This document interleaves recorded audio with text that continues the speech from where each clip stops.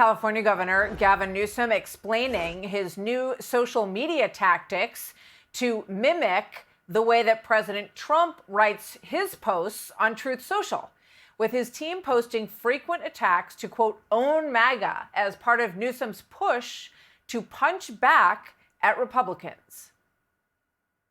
Yes, I've changed. The facts have changed.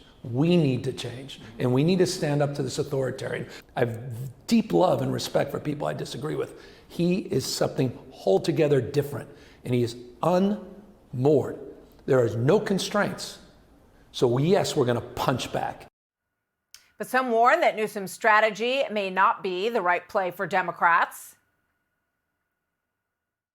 You can see the Democrats are trying to find their footing, and it's quite embarrassing, actually. I mean, Gavin Newsom, have you seen what he's doing online? They don't know what to do. Donald Trump's not on the ballot in 26. He's not on the ballot in 28. Why try to drag Muhammad Ali in the ring? Why are you going, I'm going after Donald? No, you're not running against Donald Trump. So you've seen the posts. They're all in caps. He puts himself, in various historic landmarks like Mount Rushmore. With that, we bring in Michael Duncan and John Ashbrook, co-hosts of the Ruthless podcast. Great to have both of you back on the program. Thanks, you guys. So, there's two ways of looking at this. There's the Eric Swalwell way, who says this is clearly a teaching moment.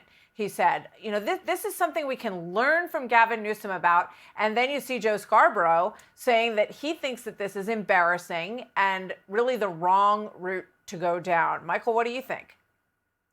Well, I think it's both of those things. I think it's both smart and pointless. I think it's smart because I think the audience for this sort of stuff is the chattering classes and liberal media. And they can look at a guy like Gavin Newsom and be like, he's the only one who knows how to fight.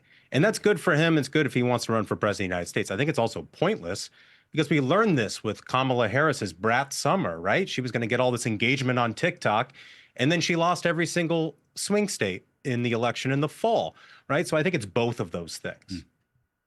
So, John, what strikes me is that when I listen to Gavin Newsom talk about President Trump, it's sort of same old, same old. It's like, oh, he's so brash, he's so unhinged, all of this language that we've heard for years and years. And what happened in the last election was that you had an increase in numbers of former Democrat voters, particularly young men, Black men, Latino men, switching over and voting for President Trump. So what makes those voters look at what Gavin Newsom's doing right now and say, oh, wow, I made a mistake. I think I want that guy? Well, Martha, I think about this as a Republican. I'm a Republican. And so you played some audio from Eric Swalwell, who became famous for two very, very big things. One is getting hornswoggled by a communist spy honeypot from China. And two is farting on national television. So I, for one, hope that Gavin Newsom listens very closely to everything that Eric Swalwell has to tell him. Rahm Emanuel weighed in as well, and he seems to be the one who's trying to speak, sort of rationale to Democrat voters. Let's quickly play this, and I want to ask a quick question, Michael, on the other side. We were caught in a cul-de-sac of cultural issues that were secondary to the American people, but we communicated they were primary to us. And the American people voted and made it clear that they were unhappy with us. And also, they continue to not register as Democrats. Yeah, quick thought on that, Michael. Yeah, I saw the reporting from the New York Times and Shane Goldmacher on the historic losses that the Democrats have had in registration since 2020 and the historic increases for Republicans in 2024. It's really remarkable the dire straits the Democratic Party are in right now.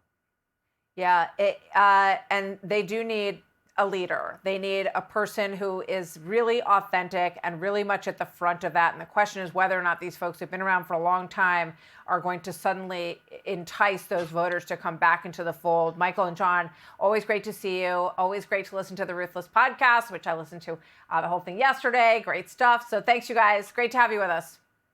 Thank you, Martha. Thank you. You bet. See you soon. Hey, Sean Hannity here. Hey, click here to subscribe to Fox News YouTube page and catch our hottest interviews and most compelling analysis. You will not get it anywhere else.